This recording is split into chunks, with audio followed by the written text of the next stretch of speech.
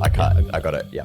No, of course. I didn't. I don't want Will coming for me. I didn't expect you to go into detail. Well, you never know. Would be good insight. Okay, let me just open these things up so I have them ready. All right. So, hang on. I'm getting error messages. Content catch-up. Wonderful. Hey, friends and enemies. Hello. It's been a long time between drinks, and I tell you what, we thought this episode was never going to come. My microphone actually had cobwebs on it this morning, Michael. I had to clear them off. How are you? It's bloody good to see your face. Even better I'm to good, hear your thank voice. you, Jules. It's been, over a month at least? We've been pretty slack. But I think so. I mean, we say we've been pretty slack, but the reason we haven't done this consistently is because we've been busy boys. But no, I'm really good, thank you. How are you? How are you going?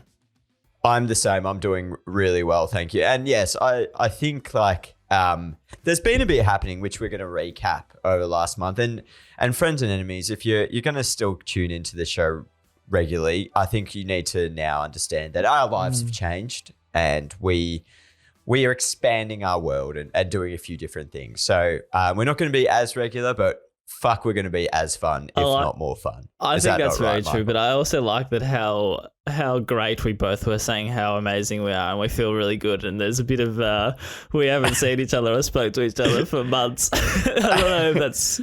Oh, that's not true. We had a little bit of a phone call last week, did we not? Yeah, we just haven't recorded, so maybe that's the key to happiness. Exactly. No, that's not true. I've been missing the void that is this podcast. I've got to be honest. And I didn't tell you this last week, Barks, but we actually have another listener that's demanding our show. Another one plus the one you told me about on the phone?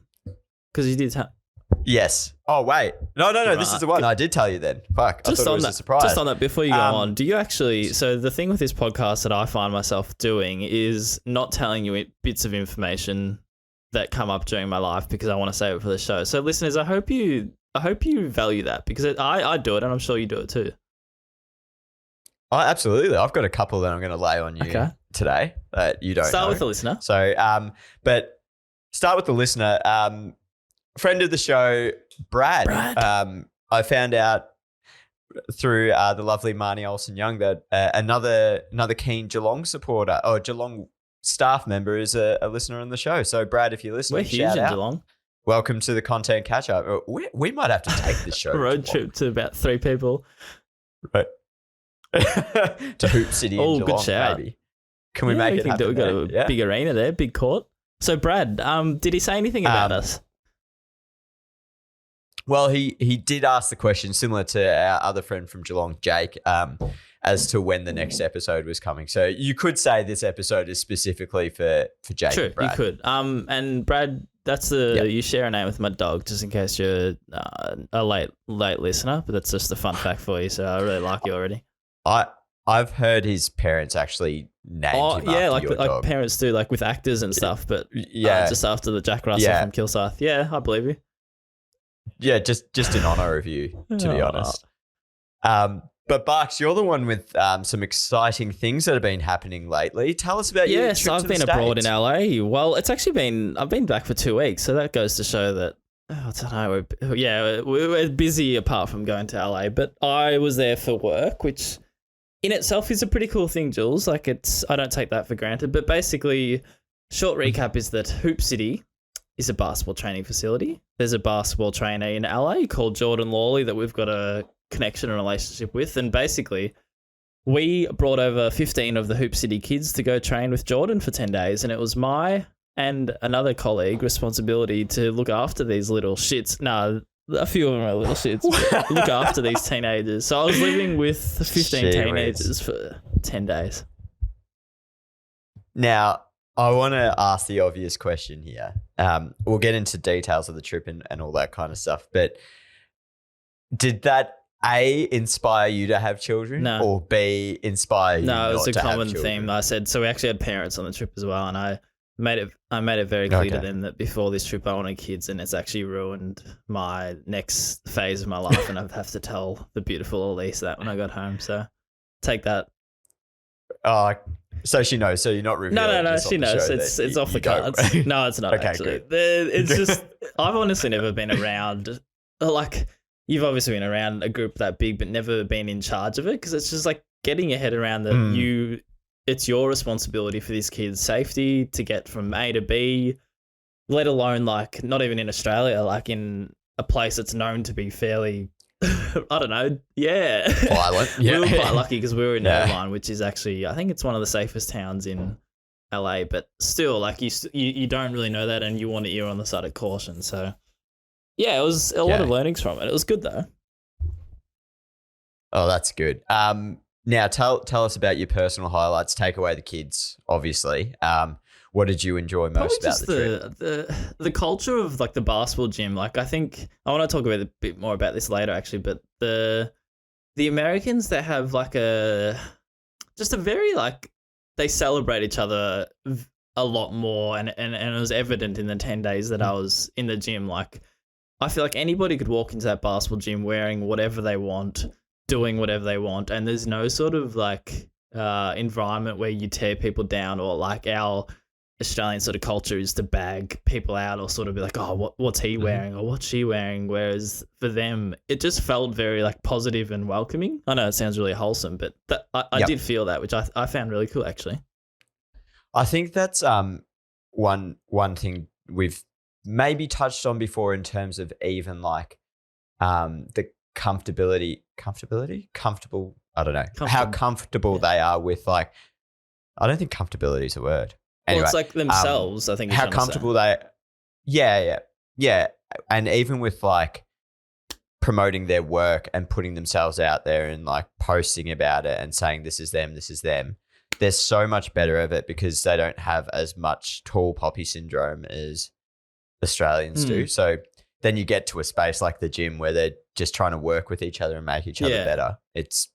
It's not surprising, but it is. I'm imagining it's. Yeah, it was really good to see, and like on that point, most of the individual coaches there had their own sort of individual coaching brands that they're trying to like build up, and that was part of what I'm talking about because it's so like, if you imagine like in an Australian gym, if you had like multiple coaches working for one company, but they're also doing their own thing on their side, there's always that bit of like, is he spending enough time on what he's meant to be doing, yada yada yada. But for this one, it's like.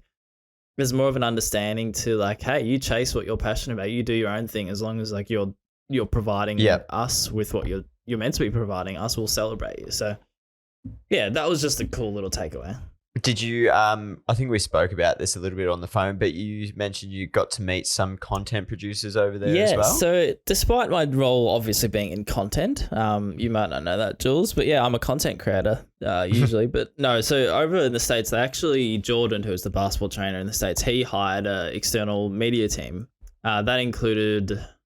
Usually like 2 photographers and at least 1 videographer. On the bigger days, there were 2 videographers as well. So there could have been up to like 4 people per day to capture the whole tour. So I wasn't actually on the tours as much. I was more just like the school teacher / tour guide. Directing a little bit. But at the same time, it was also still my responsibility to post the content and work with that media team and pick their brains to, get shit out basically. Oh, that's good. So a little bit of a refreshing break to step back and maybe see how other people are doing things. Get inspired in that sense. Yeah, they were good. Shouts 47 Creatives. Yeah, that's their name. 47. If you ever find yourself in America and specifically in the LA region and need some creative, it's your boys. No, they're a good team actually. So shouts to all that crew. But hey, enough about me. What have I missed in your life, Jules? Have you got anything for me? What do we miss? So I've got a couple for you, Michael. First of all, I had the pleasure of meeting the lovely content team from the Gold Coast Suns the other day. Jenna. Especially friend of the show, Jenna, and AFLW media manager, Aaron, who came to the club for a bit of a chat. So thank you. It was actually really nice. If when you feel like you know someone and then you actually introduce yourself and you're like, oh, fuck, we actually haven't met in person. So it was really good. They're doing a good job over there at the Suns. It's always interesting to hear I guess for non-AFL people, like Melbourne is the hub of the sport, and everything here in Melbourne is AFL. So it's always interesting to hear some of the ways that people from interstate in a non-traditional AFL environment go about producing content, some of the freedoms they have, but also some of the challenges they have in terms of like building up an audience and interest in what they're doing. So it was a very like fruitful conversation, I suppose, in terms of like we take for granted and they work double as hard, and it was but I thought that was cool. A lot of fun. That was really nice. Nice to meet people. Fight for a lot more, like put in a lot more effort and it's giving me flashbacks to our chat with Jenna. But was there an overall purpose, if you don't mind me asking, or was it just sort of they were in town? Oh no, it was they were in town and they were seeing a few different clubs. They went and saw the team at Collingwood as well. And we're just chatting about a few things within the industry. I won't bore listeners with the finer details, but there's common themes that each club and each club's digital team struggle with, and probably just trying to get our heads together and understand that we're all going through a very similar phase of the AFL, I suppose, and how it's all changing, especially with digital rights and digital rights ownership. So everyone just trying to find the best way to get content towards their fans. And I think that's a lot where the discussion was. And then a little bit of some trends that we've seen. We had a bit of a chat around game day graphics and how far people are going, but I've actually got something for that later, so I won't dive too much into that. But yeah, it was good. Like I said, it's always good to get that shared experience that like you're not the only ones going through something. And perhaps it's better to reach out and talk to other people to get that sense that, everything is actually okay. Yeah, it's funny. Like, I think there's a sort of like I don't know if this is right, but almost like a can't be bothered stigma about networking. But when you actually do it, it's actually so good. Especially like, as you said, it's like really good. When you talk to people in-house, it all feels very like you're all on the same page and you know what you're going through. But then when you talk to people out of house, you're like, oh, hey, it's not just us. Like, this is what you're finding, this is what we're finding. So kids, go network. Now we're sounding like go network. This is our LinkedIn segment. Go network. I was gonna. Proudly brought to you by the fine people at LinkedIn. LinkedIn.com. Where dreams That was are good, made. Jules. That sounded like. Thank you. No, I'm not. I was going to say another podcast, but I like what Sportsgrad do, so maybe we'll take that out. Nah, it's all right. Don't mind Sportsgrad. They're doing a good job. The other one for me, back playing footy. Well, you were already like pub footy, or you mean more than pub footy? Yeah. Okay. Well, just pub footy, but had our first game of the season a couple of weeks ago. Stats? Got the win. Stats. Look, I don't get into fights, mate. Look, do I look like I can fight anyone or even care that much? I run from fights. I am a coward. I'm very, very much discovering that I am very much an outside player that does not like being in the contest. I'm shocked. I'm shocked which is the fine. size of you that you didn't know that already. Yeah, look, I'm a bottom of the packs kind of guy, but I don't like tackling and I don't like getting hit. Okay, was it fun though? That's where we're at. Okay. It was fun. We had our first win. Got our second game today, so by the time this episode's goes out, we are playing the formidable opponent of the Tote Hotel, who are the best in the league. Okay. So I don't think our chances are high. Do you want a personal mixtape one day? Oh yeah, that'd be great. Like a pump up list. Speaking of, you'll find this funny. Just to sidetrack back to my life. Yesterday, one of our athletes at Hoop City, he's like, "Hey, Mike, can you make me a mixtape?" And then back like there would have been a time in my life where I would have been like, "Yeah, I'd love to," but I'm just like, "All right, pay me $1,000 and I'll do it." And he's like, his jaw dropped. He's like, "I was thinking about like $50 to $100." I'm like, "No, I can't be bothered. Sorry, ask someone else." Sorry, when you said mixtape, my mind music immediately went to you actually making like a playlist, and I'm like, oh, here we go, Papa Roach's greatest hits. Real. Anyway, if you want the best, you got to charge the best. No, pay for the best. If you want the best, you got to pay for the best. Is what I was saying. Yeah, that's fair. Maybe you can actually. What are you doing this afternoon? Do you reckon you can make the trips down to Vic Park and come film me? Coming time. Yeah, you've got what time time's the though. game? Bring them on. Ooh, not prime time. Yeah, All prime right. time. What else have we? That's about but it. that's about it. Okay. I think so. Oh, unless people want to hear about the fucking bulged disc I've got in my back, but I don't think Well, that's really... touch on it because I, funnily enough, have had a sore back since I got back from America. Oh dear. Well, I think I've mentioned on the show my running's really dropped off lately, and it's because I've been having some back pain. Finally went and got an MRI, and I can read you the results if you want. If you're that interested, I can do it quickly. I hope you're gonna. There we make go. it. I might not. You never know though. Let's see. Thrilling stuff on the Content Catchup podcast. Thrilling stuff. Conclusion. Disc degeneration L5 to S1. Associated posterolateral disc protrusion at this level causing compression of descending S1 nerve root on the left. Disc material also protrudes into the neural foramen on the left at this level causing compression of existing L5 root on the left.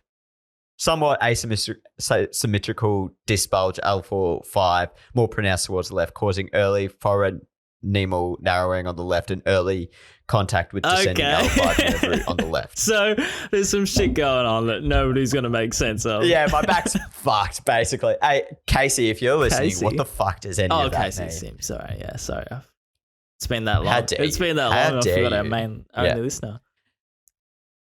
But if anyone else is a physio or a doctor, just let me know. Hoops and physio, great physios down there. Chloe, fix my knee. Yeah, okay. Chloe. All right, let's get on to some fucking content. So I've got a couple of talking points for you this week, Jules. Yep. I put a link in here, but it's probably not. You probably don't actually need to share it, but you can go to the link if you want. Yeah, I can open it up. I've got it ready to go, so I'll open it up. Yeah, I do have a computer. So during the week, the Dallas Mavericks NBA team put out a job ad that I think I've seen 2 of these now, but it's a social media coordinator, but it's for vertical video only. And I just thought it's funny and interesting how far times have sort of changed in terms of like, I remember when I first got my role as a video producer, people like my dad's generation. My dad, I don't think he was one of them, but like they're quite like surprised that these roles even exist. And now there's literally TikTok only. There's vertical video only.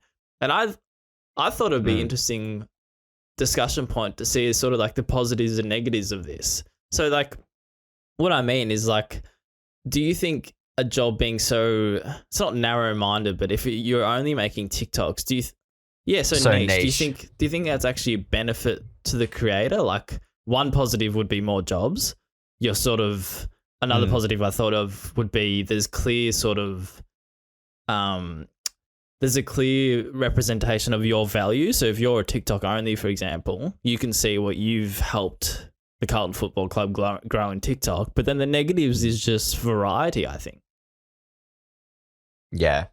And potentially like a cap on future potential because although that being said, we sit here and say it might be like a limit to what you do, but in another 5 years, maybe all the video we watch is just going to be vertical. Probably will be. And that's sort of the interesting point. Like where does it stop? Like, and how many, it's also very interesting to me. Well, you're actually seeing it a bit in Australia because the NBL have a TikTok only. I'm pretty sure that's right. So it's not just America, but it's probably a reflection of the size of the American sport teams in general. Yeah, they've got huge amounts of people. Do you think it's too niche? Look, I'm keen to hear your thoughts on it as an actual video producer. I think titling it vertical video person is probably the wrong description. I'd probably say like, hey, short form content, and that might also like bring it out to, other platforms and different mediums and stuff like that. That being said, with the amount of people on TikTok these days and like Instagram purely being a real sized platform now, you do need people that know the best way to do things like this. And if you're then allowing your full-time video producers to, go away and just focus on longer form or more substantial pieces, not substantial in terms of length and content involved, then maybe this frees them up to do it and means that their work gets better and more developed. And then this side of it, they don't have to worry about because it's not a traditional filmmaker's strength, if that No, it does make sense. And I that was one of my thoughts as well. Like being in that position, you do say you're making a video, it could be like an interview or whatever. Player just re-signed. Your head is going everywhere of how you can cover it on every type of video and every type of platform. So I do see the value in having. It's almost like allowing people to be more creative because it's like, all right, we're doing an interview. You, person A, your job is to think about the bigger picture filmmaking side of it. Like, how can we turn it into a story or use it down the track? Whereas you're thinking about it as short form, turn around today. Like, think about how we can actually nail that, and you think about how we can nail that. It's also, I feel like, a job in itself, staying on top of all the trends that are coming through TikTok and stuff like that. Like, you could easily sit there on any given day, identify 5 videos that you want to make, and then the next day have another 5 that you could do again. So I don't love it. I think it might be like, and I'm imagining how much this poor person will probably get paid just to do this. And I think it's a bit exploitive. But it's not the worst way to get into the industry as well, and potentially like a really cool way to carve out a niche that who knows in 5 years where it and might I think if you are a young person wanting to get into the industry, it's perfect. It's just like I personally, and it's going to matter on the individual, but if you want to be there in long term in sport, I don't think you can stay in this position long term. But it probably leads to other things. So there are positives, but I'm sort of with you. I think it's you'd be too limited creatively, in my opinion. But that's just me though. Or maybe and you know what it does also? It does open up the doors for people who perhaps don't have access to like an Adobe Premiere or DaVinci or whatever editing software or proper cameras or you know that expensive side of filmmaking, and it says, hey, I've got my phone, I can go and do this, and I can edit it on my phone quickly and still on my 30K a year. Yeah, exactly. I don't know. There's two sides of it because time is also time. There's two sides to everything. No, because I said it limits your creativity. God, none of us can speak today, but at the same time, it also time equals creativity. So you're having the time to just focus on one form of content. So maybe you will be more creative. I don't know. Anyway, talking point 1, done. Talking point 2, done. I wanted to ask you a bit of an insight because we've talked about this before. I think again with Darren, the NBL had its own photography account, and I saw a new Carlton account pop up during the week on the old Instagram. You may have heard of it. Successful app. No, the Carlton shop has its own Instagram. Talk to us about what was the thought process behind that. I think it'd be interesting. This one has probably been one that has been in the background for a while. I don't know, I wouldn't say friend of the show, Alex Barilla. Wouldn't say friend of the show. It makes it seem like you don't like her. Nah, I don't think she's ever listened to the show. No, all right, Alex. She's a good laugh. Digital marketing coordinator at the Blues, kind of went down the path of we feel like we're missing out on opportunities where we're perhaps purchasing is too closely linked to the main account. So when Carlton loses regularly, we miss out on the opportunity of promoting stuff that is still coming into the store because people are looking at the Carlton Football Club account and saying, oh, fuck, like this is, you know, that makes sense. We don't care about this stuff. We just want to see wins and stuff.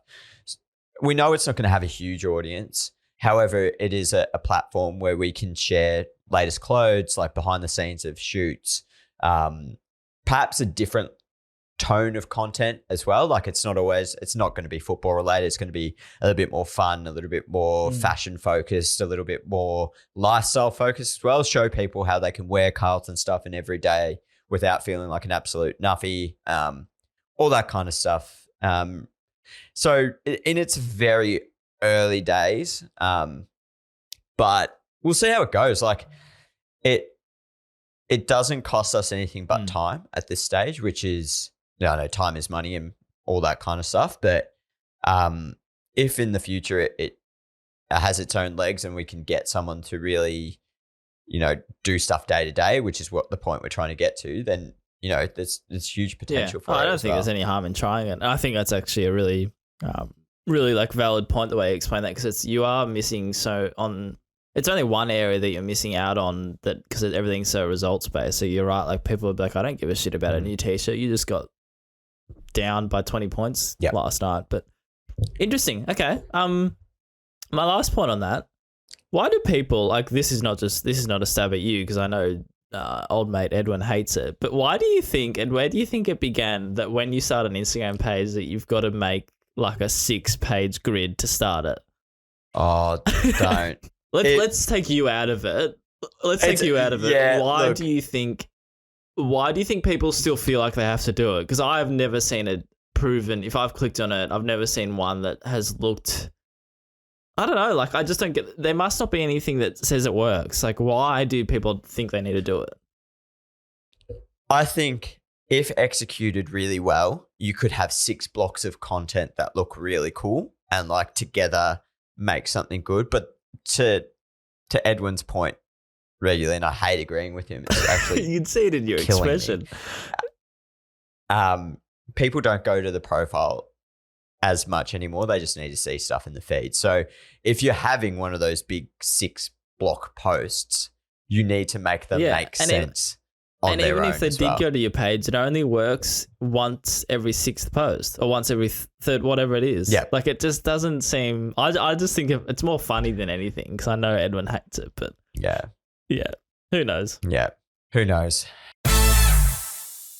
On to my discussion point. I haven't got exact like big examples to actually show Barks, but I wanted to get your thoughts on sports and sports team content teams.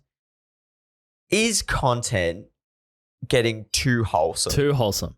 And what I mean by that is, are we doing too much with like showing what we're doing with the community or for particular members, particular fans, like the really nice moments? Are we capitalizing on that and trying to, use it as a tool rather than just allowing those moments to happen organically without promotion? The only thing that I think you're referring to that comes to mind, and we talked about this, Carlton, often, is when, let's say, unfortunately, there's a really big Carlton fan that happens to be sick or might be diagnosed with something, sadly, that we straight away think, oh, we need to capture that. And we did so much of it that by the time you put 1 out, put 2 out, put 3 out, you just sort of feel like, why does there need to be 2 people there taking photos and video, they're capturing moments? So that's the only thing that I come to mind. And the ironic part of that is it's probably described as wholesome content, but it's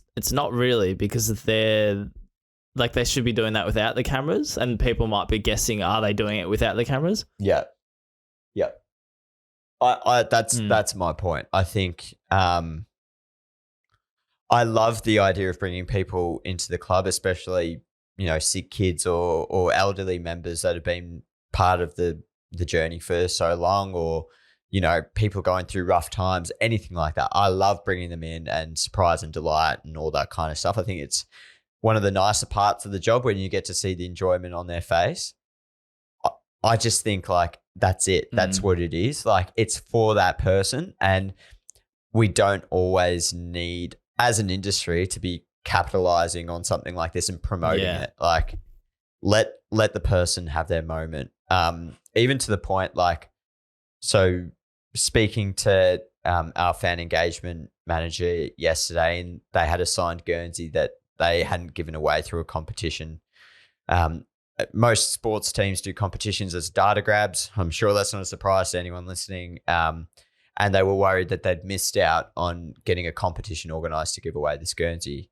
And I turned to them and said, like, do we actually need the data for anything? Or like, are we just doing it because we think we have to get the data for it or whatever? And can we just like surprise and delight a young fan or an older fan at the ground by giving this Guernsey to a player and then getting them to just go off and give it to them?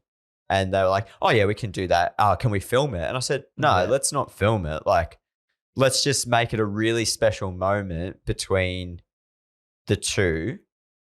And if it is that good, the person will probably organically post about it anyway, which holds more power than the club going, oh, look at us, look what we've done, look what we've done for this person. Yeah. It's a funny one because we're also programmed to do our roles. Like whoever, like that person, and say you're a video producer or whatever, if you're saying let's film it or should we film it, you're just doing your role. You're doing your job that you're meant to do. But then it's like we've seen so much of it that perhaps, to your point, the most wholesome and organic bit of content would be word of mouth of someone saying Carlton gave me this free, or Carlton gave me this exclusive tour, and the person responding, oh, I didn't see that anywhere on any channels. Then you're like, oh, wait, okay.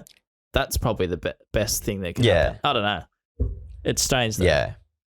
I just think like, there's a lot of pressure from perhaps not the actual team itself, but people around the team to get something out all the time. Well, I feel like the conversation needs to be, let's pick and choose. And it's also just being victim of what you used to. Like, we only do it because we think that's what we should do. Yeah, that's a good point. Yeah, let's challenge it a little bit. Good point. My next one, and this is a direct question for you. I'll show you what I mean. And for those at home, you don't really need to see this example. It's more of a discussion. I saw this video producer named Connor Henkel put out this video the other day. It's speaking about how he used AI to achieve a particular effect on a video. The video itself, like, it's just a bit of like lightning. I don't really like some background changes, some graphics coming in. But within his little explainer, it reads, how I used AI to achieve this lightning effect, rotoplay from BG, whatever it is, the program he used to do it, and all that kind of stuff. Now, Bucks, the example itself is not relevant. It's the question around it. Are you, A, excited by the potential that AI has for you as a video editor, or B, terrified that it's going to like destroy the industry? I'm going to be completely honest. I have been totally and completely ignorant to AI. I have no interest. I've never looked into it or paid attention to things that popped up on my feed about it, and literally know nothing about it. Like, I know what AI is, but I haven't had an example in my head where I'm like, shit, that's cool, or damn, like I'm going to lose my role. So I'm going to be a really shit co-host here because I don't have much to add to you. I honestly just haven't given it thought.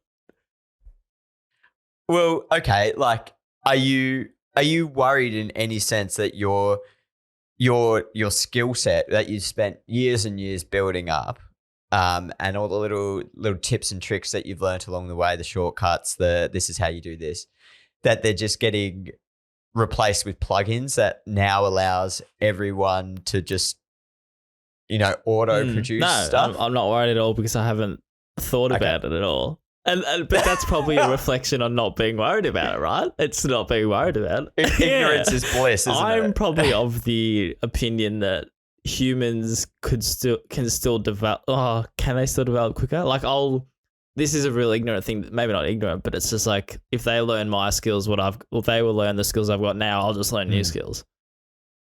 I don't know. I honestly have not. I'm not worried at all. But who knows? I'll find it the hard way, maybe. What do you have thoughts on it? Well, I'm slightly worried that it will destroy some jobs within the industry. Like, you think, and this is probably a bit boring chat, but like in some terms of marketing automation, there's still a lot of people, maybe in Australian sports in particular, do things very manually. Is that necessary? Probably not. Like, but does it put someone out of a job? Potentially. Like, it's the whole when you think back to when machinery came more popular in the car manufacturing industry. I know it sounds like a broad like connection, but it put people out of jobs because machines were doing the things that like 10 people were doing, and you only need one person to manage the machine. However, what I think it does is it if you can get your head around the AI, how do you use it? How do you better use it? So like now, rather than manually having to roto out a player and like do all this shit, you've got a tool that does it for you. What does that then allow you to spend your time? How do you use that extra time that you have to create something more creative or more mind blowing? Or like, how can you stretch the AI and the tool that you have to make it so impactful? I get your point. I think it is interesting because we are in the industry that it's probably like, is that fair to say that it's probably going to impact the most? Well, I think this next phase of it. Yeah, I don't know. I don't know. It's very interesting. Like, as long as you need a human to work with the AI, we'll be right. But I don't. And that is what it is for now. But who knows? Again, it's like that vertical video thing. Like, who knows where it'll be in 5 years? We might not be. We might not be sitting here in 5 years. Maybe our podcast just will be two AI generated. Michael and Jules just chopping it up. Daily episodes. How good are they? Maybe then it'll be more regular. We'll just program it in. All right. Well, you know what, Barks? It's been a while. I'm going to let you intro this one. Let's get some laughter happening. All right, enough of this AI talk. Let's get some eggs in the building. Egg of the week. Egg of the week. Hey, have you missed your where are your sound effects this episode? Look, I'm not going to put them in because actually it's easier to add them in post. They don't save? Because like, well, they do, but they save on this weird track that just like doesn't line up with the rest of the track. So you have to end up going and cutting them in. No, I can play it if you want. Here we go. Oh, I'll play it. No, you know what? Now you've got me like, let's play it. Hold on. I don't know if it's going to work. My internet's a bit dodgy. It might just come out at any stage. Egg of the week. Live. Very, very crisp. There we go. Hope that makes you happy. All right, I'll kick us off. There's not. I just find this really funny. So my egg of the week is the Carlton Football Club, and it's mainly because I sort of said this earlier on. I actually got told this earlier on when I started at Carlton that whenever there's something in the news, good or bad, a lot of it's bad or just unique. It's always Carlton. And the recent thing about Jacob Weeden, great man, getting scammed, and it's actually a bit of an egg boss because the boss part of it is that Weeders actually came out to public and made it public to everyone. But there's part of me that just finds it really funny that whenever there's something unique in the news, you probably don't want around your football club because you just want to bloody win games. I know that sounds real footy cliche, but it's always Carlton. I'm just saying him. It's always Carlton. It's always Carlton, isn't it? So, I'm not going to talk too much about the Weeders situation, but Will, the media manager, and myself and a few others were just joking that there's got to be like some sort of curse on the football club, and B, like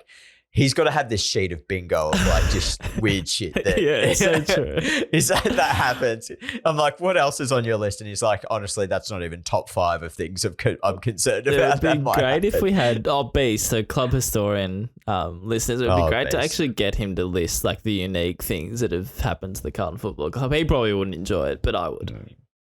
Nah, that'd be pretty funny though. Oh dear. I don't know if I've got this is an egg or this is just a couple of funny things that I've seen. I'll see if I can open it. I'll share these screens. I've got is this going to work? Window. Here we go. Let me open up this first one. This one's a genuine egg. It's something we've spoken about a lot on the show. For those at home just listening, it's not a very big visual example. It's this post from 7AFL from a few weeks ago. We speak on the show about a lot of the time just being really lazy as social media producers. And I understand the time restrictions on getting stuff out, but this is a 2-screen capture of the press conference where in one half you have the person asking the question and in the other side you have the coach. Normally on a TV, fits nicely into the screen. For social, they've cropped it into a 4:5 and decided to just leave it smack bang in the middle so you can't see I love anything. your real basic, I love the real silly eggs because this is just what the segment started as, and I think sometimes I forget that it's just like mocking what people have posted, but I love it. Good fun. Oh, I just it's so annoying. And then my next one, this one is not content related, but it's spending a bit of time on Facebook Marketplace. Just, I find it like a fun place to be sometimes. And sometimes you just come across like some really strange people and stuff. Of people living. So I got this one.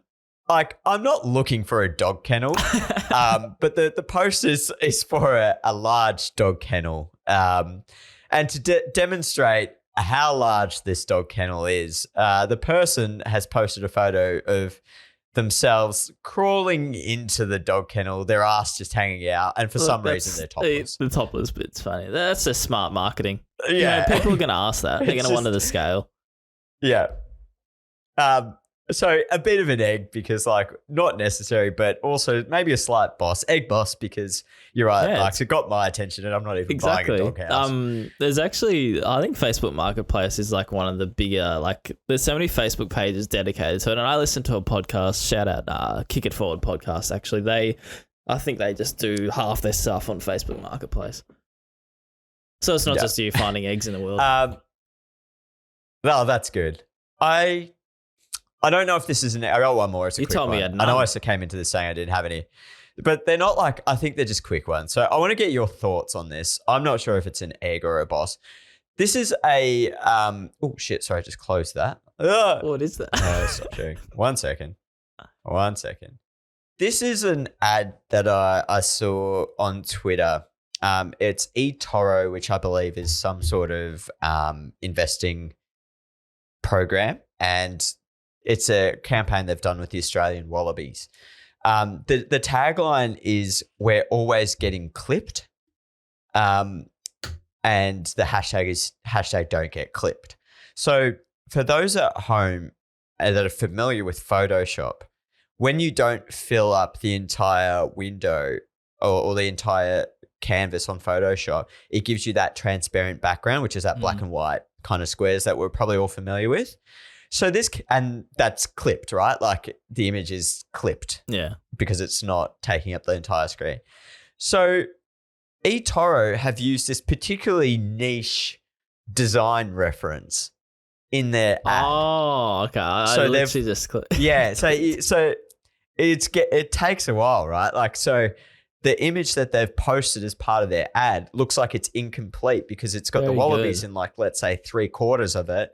And then it's got this like clipped transparent background, black and white squares in the last quarter. I don't know if it's clever. I don't know if your typical investor would understand the Photoshop reference, or this is some ad geniuses just like, again, is it smart marketing like the man with his ass hanging out the kennel, or is it? Yeah, I mean, that's the benchmark. Too that's niche? the benchmark of good marketing now. No, I really like it, but I also totally get that I don't think enough people would get it. I think that looks silly in most people's minds because they wouldn't understand it. Yeah, but I like it personally. So, that's something because I get it. Well, now that you've pointed it out, I get it. I think. Yeah, I think that's the thing. Like, if you get it, those who get it. Those who don't. Anyway, those are my eggs. Bucks, I know we're running out of time, so do you want to go on to Yeah, let's get some bosses in here. Boss of the week. Boss of the week. Boss of the week. This one, you can click that video if you really want, Jules. But LeBron James, aka Daddy, he Hold on, sorry. Is this Lindsay D'Arcangelo? Is this the video I'm supposed to be opening? Or have you put the wrong link in? Oh, that is the wrong link. Oh, actually. Egg. We can use... actually, I forgot about this one. So, 2 eggs, Jules. First one, they're both... Sorry, bosses. 2 bosses. We're all over the shop. Get your fucking head in the game. Anyway, my first one I actually forgot about. So, both don't need visual references. But Brittany Griner, for those that don't know who she is, she's a WNBA star. She's one of the better players, I believe. She was in prison in... somewhere I can't remember for ages. Russia. And there was something that so she came back to it, and this is a video of her first press conference after being back into the facility of the Phoenix. I think she plays for Phoenix. But anyway, she takes the time to, because obviously this has been a massive story all over the world that she was in the Russian prison where I forgot what it was. Was it weed? I don't know. Yeah, smoking weed. So she got caught with yeah. that, going through customs or whatever. So obviously got in jail because of it or whatever. But she came back and has this press conference, and I'm bossing her because when she, and you can listen to this at the start, Jules, if you want after this, but when she addresses the media, I can't read if it's sarcastic. I'll see what you think, but it's almost like she's pointing at how much media there is purely because of this world issue, but then relates it to the lack of media covering women's basketball. So she's politely says, "Oh, geez, I hope this is the benchmark of the entire season. Make sure you get down to our first game and cover it, but play it." It's better. There we go.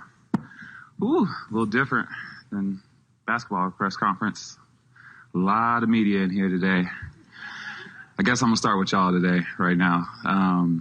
First off, I just thank y'all for covering me and all the exposure that you gave me, my family, to get me home. I really appreciate it. That coverage was much needed.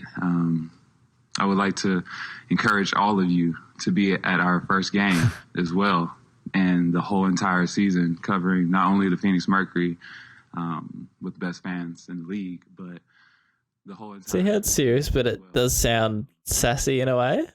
I'd totally rate it. Yeah, I think that's good. That's like, yeah, genuinely, like, you've taken this much interest in me, and I'm grateful because it probably has helped them get out of jail or get their attention. But let's now afford that same attention for a good cause, which is the league and the players. And like the bigger than you sort of attitude, which is amazing because like obviously what Brittany's been through, not anyone goes through. But anyway, that was my first one. I just thought that was really cool. And they delivered it like really, as you said, really seriously, but there was also a bit of, pay attention to women's basketball. Second one to LeBron James. So he's getting daddy. Everyone that's familiar with basketball knows his pregame routine of chucking up the chalk toss. You've probably seen photos and videos of it if you're not familiar with it. But I'm bossing the Warriors because they actually, there's a video. Yeah, I can't say it. What? I had this discussion with Elise. Warriors, the Golden State. There's a video that I linked in there, Jules, but they emptied the powder. Oh, okay. Where's this video? Sorry, I didn't link it, did I? take my word for it. I can't be finding it. But there's a video of him trying to do the chalk toss at their game one because they're playing each other, Golden State, and it's empty. So we're bossing it because the caption refers to the Golden State Basketball Club emptying it. So I just thought it was funny, and I'm bossing them. I also don't know why I can't pronounce it. Oh, you are battling in the back half of the show, You stuff me out when you paused me before. Oh, mate. It's because you're talking about LeBron, but Brittany Griner's on the screen. Two good bosses, though, from me. There's a broad side to the table. Very good bosses. Well, I don't have any bosses. That's so fair. Everyone's shit. Let's move on then. Controversial call.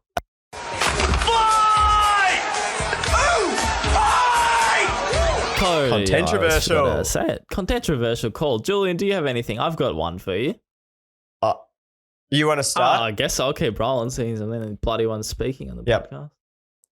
No, this relates to before, and I just want to get your opinion. So this relates to my trip coming back from America, and I already sort of acknowledged this with our talk about tall poppy syndrome, but I particularly noticed it more and probably remembered it more when I came back from America, that I think Australian content creators need to just do a better job of celebrating each other. And what I mean by that is when I hear Australian content creators or people work in the industry talk about other people's work or looking at what other sporting clubs are doing, I think 80-90% of the time, the first reaction is to critique it or to say what they do differently.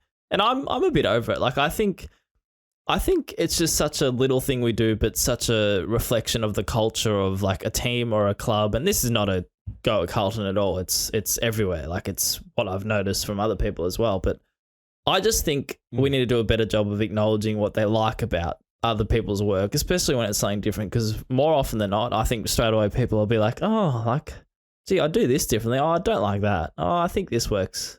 Da da da. I agree. I wish I could fight you on this. I think that like everyone's just worried about their own backs, and like I've done. Oh, this I've done before. it It's like heaps. you see someone's work, and and you're like, oh well, what about if you did this? Except instead of taking on the face value of like that's Pretty cool. That's different. the way that they've chosen to execute it. Why do you think we works. do Like, it? Doesn't always have to be. I think it is that. I think it's like it's a bit like well, not arrogance, but we all have a lot of self-belief. But because no one gives us, like as an industry, us as a collective, like we don't share the love and say, this is really good. We have to try and do it for ourselves.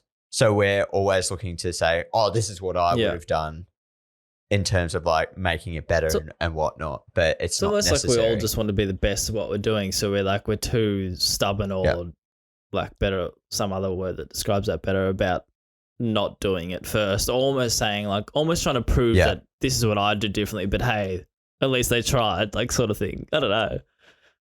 Yeah. No, I think that's what it is. And it's like we all want to talk about our work or we want someone talking about it. So Do it to others. do it to others. On that, what are we going to do about it, Bucks? I challenge you listeners. No, I reckon just stop before you. Maybe like even when you're looking at a new piece of work, just as a habit, try to look at the positives first. It's fine to critique something and be like, oh, I don't think this worked and this is the reason why, but look for positives first. It's probably a bit of like a healthy thing to do as well. I want to challenge our listeners, all 20 of you, if you see a great Australian content producer, actually 21 now, thanks Brad, send it through, like, so we can highlight them in the show, and if we get them, we will talk about them on the show as our contribution to all of this, because we can sit here and complain that no one's doing it, but we actually have a platform. And we've got more. That the comment is a bit ironic because we do spend, let's be honest, half of the show probably talking about what did or didn't work, so it's probably on us as well. It's a good point. Yep. Good controversial call, not that controversial. I've got one I think will get you going though. Have we gone too far with these fucking custom graphics? Now I've got a couple of examples here, and this is not an attack on anyone in particular. I just think that we're going too far. I like this one. So this AFL one, I think it's spectacular, right? Like visually, it's appealing and everything. So quickly describe what it is.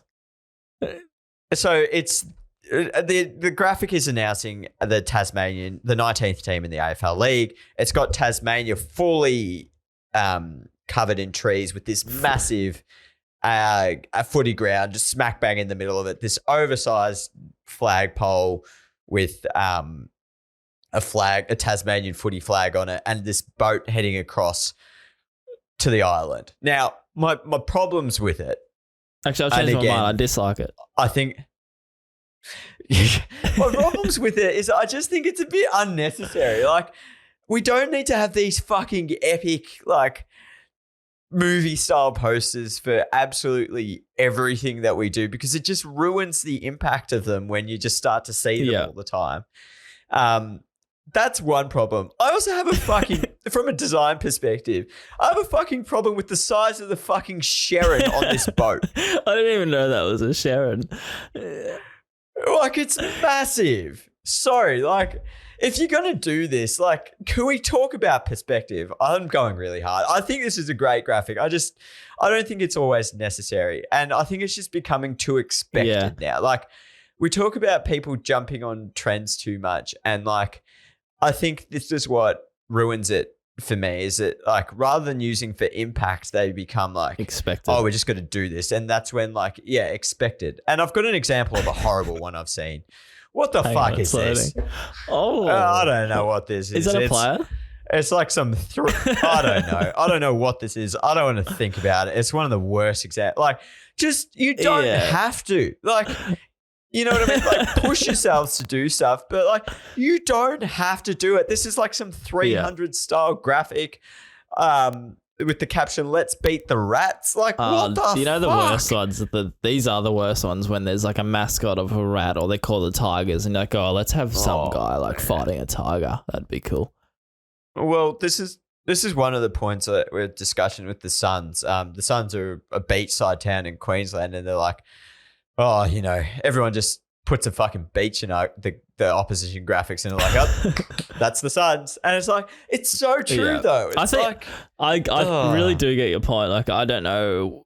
I'm probably not sitting either side of the I think it is overdone because it's the same thing. It's a shame because some are very creative and they would take a lot of time, but it's the same with everything. Once you see it over and over again, it loses impact and it's not, it can just go too far and you get too comfortable and normal with it. But with that Tassie one, I think it's also like the way I look at it is it looks like it's mocking that they've chosen Tassie. Like it's like looks like there's nothing else there. It's just a big island in the middle of nowhere, and they're just gonna throw a oval there. When in actual fact, I believe Tassie's gonna like the crowd and the support there will be amazing, right? Like, isn't it expected that it's actually a Tassie, like it's a footy place like that?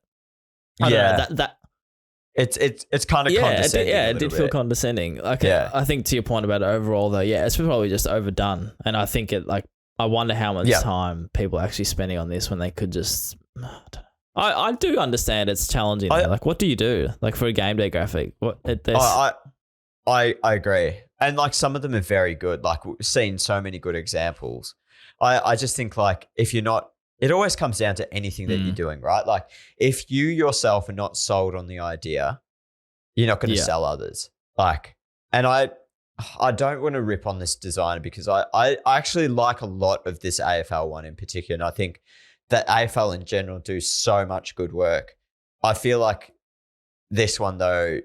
I think it's the rat one for me. That more annoys me. The rat one, that one's horrible. I don't even know what that is. The font, the rat, the person's weird head. It's just the oversized rat. Like I think you get pushed. The designs get pushed just to include more and more elements in these things, and it's like cut it back to like. This Tasmania one probably would have been fine with just like the football field in the jungle. You don't need the big Tassie flag and you don't need the boat. And that's getting hypercritical. But like, does that change it? Does that still have an impact? Like, I think the movie poster theme is done. Like, I think, and that probably starts with, I don't know whether the graphic design, because I can imagine it's like a simple conversation in the office about like, can you please, it's like a brief, like, can you please pump up the Tigers game and make this elite looking movie style poster? And then the graphic designers just do it. But it's not actually thinking about, well, has that been done? Yes. It's been done far too much. Yeah. And that's what I think it is. It's like, let's just, we were late to it as an industry here in Australia. And perhaps Sparks is because we've seen it for like, I want to say like a year and a half now through everything we see in American sports. It's just like, it's a challenge, isn't it? The problem is they're still some of them are still so impressive. It's just, victim of what we see so often that we don't appreciate it. It's probably it. Yeah, I think so as well. Yeah. Maybe that's it. And we're being negative again. Designer. I think you're great. It's hard. It's part of what we do. It's how we get better too. Hard. Like that's just us. I think even though I was saying that we all complain about, we probably find the negatives before the positives. When you break it down, it's probably just us wanting to better ourselves. And that is our brains going, well, I'd do that differently because of this. And that's why I think it'd be better. But at the same time, lift each other up. And for everyone listening at home, like who might be sitting here criticizing, like saying, oh, well, for example, I'll use myself as Carlton content's not that good. I have these same conversations with people internally, so don't feel like tough conversations are just very healthy. Like I think that's something to take from that little bit as well. Like these conversations need to be had internally. So if you're doing it, good. Yep. Anyway, Barks, we're running out of time, so should we wrap this bad boy up? Okay, guys, wrap it up. This has been a good episode, I think. I think we should try to get an AI generated real editor because I would love to get more snippets up of this podcast because I think we've both performed rather well. So maybe I'll stop ignoring AI and start embracing it. I actually did cut up an additional snippet while you were away and just forgot to post it. Like I've edited it and everything. Maybe I'll just post it as like a new episode. Yeah, you could. Oh, that was good. I giggled the second. I must admit, the first time I was watching it was quite literally at the Lakers game, I think. So I was just watching it by my side, and then I watched it back on, I think, like the flight home or something. I'm like, and I laughed. I'm like, oh, this was pretty good. Bit of effort there. All right. Thank you for tuning in, everyone. Check out YouTube. Check out socials. We'll try to be a bit more active, but hey, it's probably not going to happen. I always say that every week, so let's be real. Just enjoy what you get from us. It's not about quantity. No, they said quality. Well, it's not about quality either. Have you listened to our show? I think it's more quality than quantity because there's so little quality. Anyway, we're rambling. Jules, quick one from you. Anything else for the rest of the weekend? What are you doing? Footy, good luck with it. Footy today, and then week of birthdays and stuff with family. Nice. So just a bit on that way. I want to finish off also just by reminding people, send in some content creators from Australia that you're really keen on us highlighting, and I promise I won't tear them. It'd be funny if it was like completely completely the opposite of what we say, so it just turned into a roast of whoever people say it. A roast. Yeah. What have you got on, Bucks? No, work-wise, Josh Giddey has been in the facility, so NBA player Josh Giddey, and Dyson Daniels, who probably isn't his common name, but he's a boy from Bendigo for the New Orleans Pelicans. New Orleans, sorry, pronunciation. So they've been in the Hoop City facility, which has been cool to be around, just shooting them. But no, apart from that, not much. Probably don't shoot them. Anyway, on that note, let's go. See ya. See you, everyone. Bye.